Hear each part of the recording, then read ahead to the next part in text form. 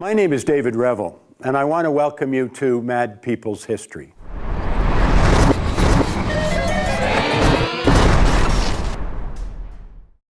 Mad People's History is a collection of stories, and many of the stories are told by mad people themselves.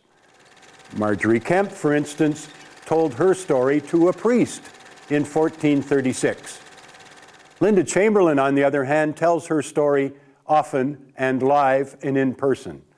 That's because she's an advocate for supportive housing for people with mental health histories. Linda used to live in a cardboard box. She says a one-bedroom apartment is a whole lot better. In 2006, my wife and I spent a few days in Paris. We'd been there before, so we didn't need to go and see the Arc de Triomphe, the Eiffel Tower, or Notre Dame. Instead, I wanted to go and see La Salpêtrière. It's an asylum that was built in the 17th century. It's easy to get to La Salpêtrière. It's a short walk from La Gare d'Austerlitz, and it's across from Le Jardin des Plantes. It's on the Boulevard de l'Hôpital. On the grounds, you're going to come across a big plaque, and on the plaque is a painting of Charcot giving one of his famous lectures. If you look at the plaque, you'll see that there are about 20 serious-looking men paying close attention to the master. And as I look at the painting, the person I want to know about, of course, is not J.M. Charcot, it's Blanche. Blanche is the prop that Charcot is using in his lecture. She's a young woman who's said to have hysteria. She has her head thrown back. She's being supported from behind. There's a nurse standing by.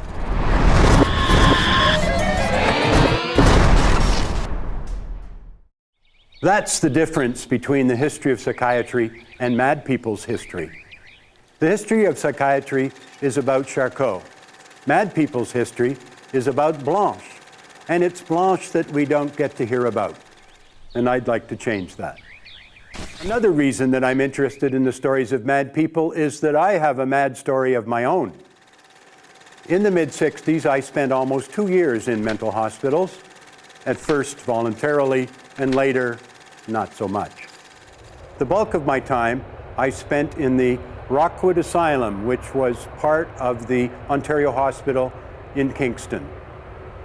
I started on Ward 8, I moved to Ward 6, and then I spent almost a year on Ward 2. While I was in the hospital, I had plenty of time to think. And one of the things I thought was that madness is different if you're a woman. And another thing that I thought is madness is different if you're gay. And madness is different if you're working class. And madness is different if you're a Mohawk.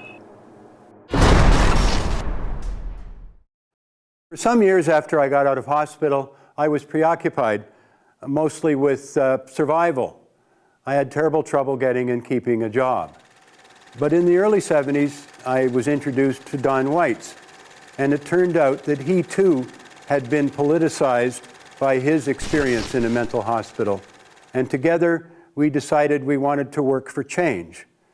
And what we did about that, and others, forms the bulk of this course.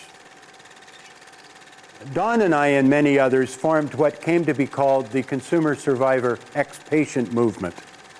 But before I talk about that movement, I want to talk about the politics of madness.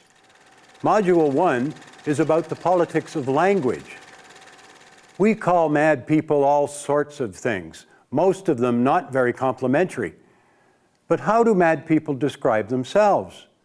Do they accept labels people put on them? Or do they self-label? And if they do, why is it that some people choose one label and others another? At the end of Module 1, we'll watch a documentary in which 12 Toronto activists describe how they self-label.